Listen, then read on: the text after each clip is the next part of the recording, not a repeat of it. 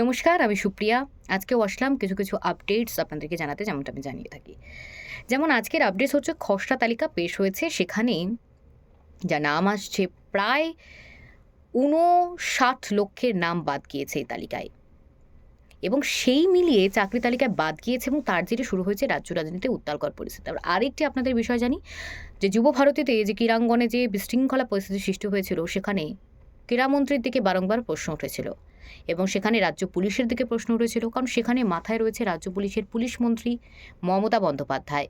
তার জেরে রাজ্য রাজনীতি কিভাবে উত্তাল হয়েছিল তার বলার অপেক্ষা রাখে না।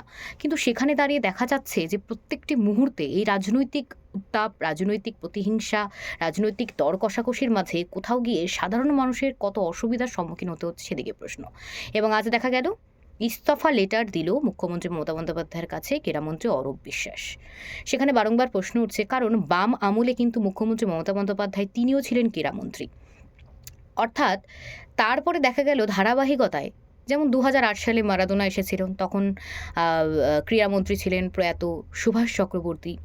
কিন্তু সেখানে দাঁড়িয়ে বারংবার প্রশ্ন উঠছে, সেই আমলে এরকমটা হয়নি, কিন্তু এই আমলে অর্থাৎ তৃণমূল কংগ্রেসের আমলে, যেখানে রাজ্য সরকারের আমলে এইরকম পরিস্থিতি কেন দেখা যাচ্ছে রাজ্য রাজনীতিতে? প্রশ্ন বারংবার উঠছে। আমি প্রত্যেকদিন আসবো বিভিন্ন বিষয় নিয়ে আপনাদের আপডেটস দেবো। অবশ্যই আপনারা কমেন্ট করবেন। আর সুস্থ থাকবেন, ভালো থাকবেন।